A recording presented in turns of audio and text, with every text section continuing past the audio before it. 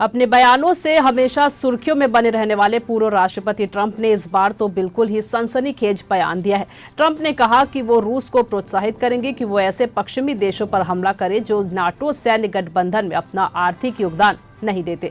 शनिवार को एक रैली में ट्रंप ने यह भी खुलासा किया कि कैसे एक मित्र नेता को उन्होंने साफ साफ बता दिया था कि आर्थिक योगदान के बिना वो सहायता नहीं करेंगे, उल्टे दुश्मन देश को कहेंगे कि जो चाहे करो।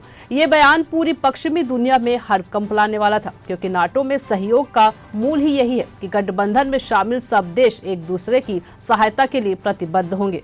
ट्रंप के इस बयान की तीखी प्रतिक्रिया हुई और जहां व्हाइट हाउस ने इसे विचलित करने वाला और डराने वाला बताया, वहीं नाटो के चीफ जेंस स्टोल्टेनबर्ग ने कहा कि ऐसा कोई भी सुझाव कि नाटो में शामिल देश एक दूसरे को सहायता के लिए उपलब्ध नहीं होंगे पूरे गठबंधन पर ही सवाल उठाता है।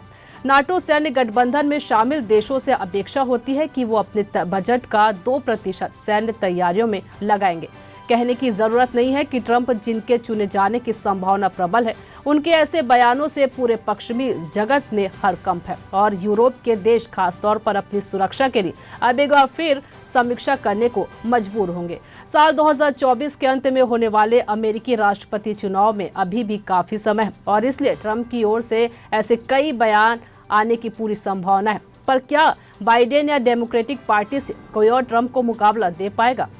ये खबर लिखी थी आपके लिए हमारे साथी दुर्गेश कुमार दुबे ने। मैं आपके साथ ललिता चक्रधारी। लगातार खबरों से अपडेट रहने के लिए बने रहिए न्यूज़ फर्स्ट 21 पर, आपके हक की बात।